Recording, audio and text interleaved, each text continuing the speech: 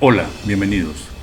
Siempre nos hemos preguntado cómo hicieron las personas en la antigüedad para lograr ese grado de perfección artística y técnica en murales y pinturas dentro de los numerosos corredores o pasadizos subterráneos de la Gran Pirámide, por ejemplo, y de infinidad de tumbas en condiciones de oscuridad.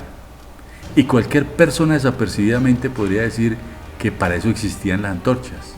Claro que sí, pero no se ha encontrado hasta el momento las partículas de derrumbe en las paredes, eso que produce el humo de las antorchas, las velas o los candiles con su constante humedad. Otros proponen la utilización de espejos para reflejar la luz solar hacia el interior de las oscuras galerías. El problema es que los espejos hallados hasta el momento han sido de mala calidad, de tal manera que al reflejar entre un espejo y otro se pierde la tercera parte de la luz, la cual es dispersa o es absorbida, y prácticamente a la parte interna donde se requiere iluminar el rayo de luz que llegaba era mínimo. Entonces nos preguntamos, ¿cómo es posible la ejecución de semejante labor artística en las oscuras galerías de la Gran Pirámide o del Valle de los Reyes, o en otros monumentos, cuevas de la India y diferentes sitios arqueológicos? ¿Cómo cortaron con semejante precisión los enormes bloques de diorita o de granito? ¿Cómo los transportaron? ¿Cómo les hacían esas perforaciones? Estas son 5 pruebas de la utilización de energía eléctrica en la antigüedad. Número 5. Orificios taladrados en las rocas y en los jarrones de diorita.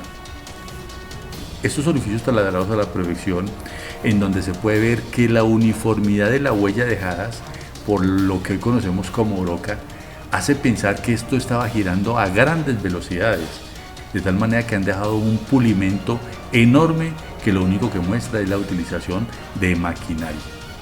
Un ejemplo de utilización de tecnología en este tipo de elementos es en los jarrones o las vasijas halladas en la misma pirámide, que son cerca de 40.000, que demuestran el grado de perfección para hacer este tipo de orificios. Número 4. Registros históricos de escribas y filósofos de esas épocas.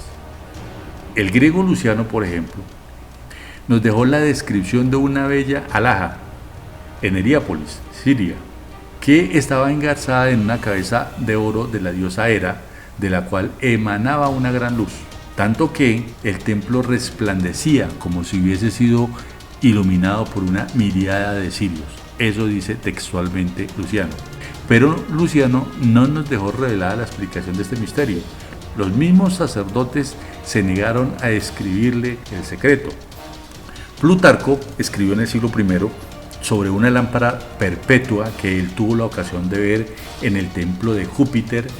En este caso, los sacerdotes que custodiaban el templo tampoco le revelaron el misterio de esta intrigante luminaria, tan solo le dijeron que ésta ardía continuamente desde hacía muchos años y que ni el viento ni la lluvia podrían apagarla. Número 3. Rocas cortadas con herramienta, maquinaria o láser. Existen muchos yacimientos arqueológicos que pueden darnos fe de este tema. Por ejemplo, Ollantaytambo y Sacsayhuamán. La textura resultante en el sitio de donde salían los bloques quedaba como vitrificada, y eso se produce cuando hay una alta concentración de temperatura sobre un punto. Si hubiese sido el bloque retirado a golpes de cincel o piedra, como dicen los arqueólogos tradicionales, la superficie del sitio de origen del bloque quedaría áspera. Incluso se encuentran numerosas huellas de cortes mecánicos como de utilización de sierras en distintas partes del mundo, principalmente en la Gran Pirámide. Veamos.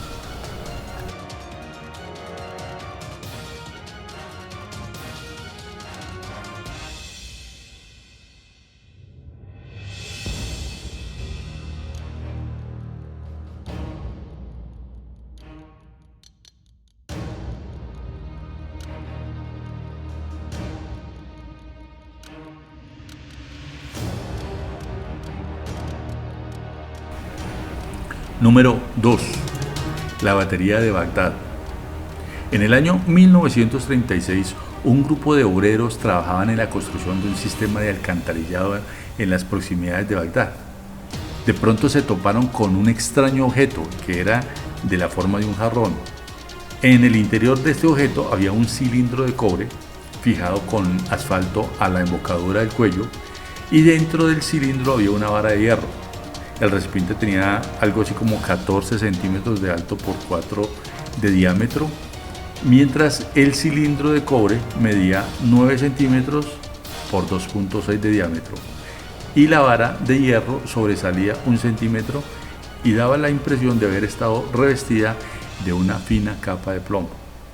Luego de muchos experimentos y mucha conjetura, se detectó que al ser llenada con vinagre producía cerca de 1 voltio.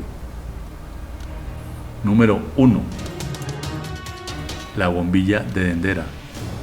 Existen numerosos relieves esculpidos sobre las paredes de templos que indican que los egipcios conocían la bombilla y como tal la electricidad.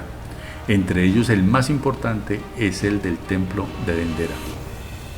Allí se encuentran los relieves más conocidos que representan estas bombillas con una forma de pera un poquito más alargada, dejando ver en el interior un filamento emergiendo de una flor de loto en forma de casquillo. Estas bombillas están conectadas por una especie de cable a un pedestal.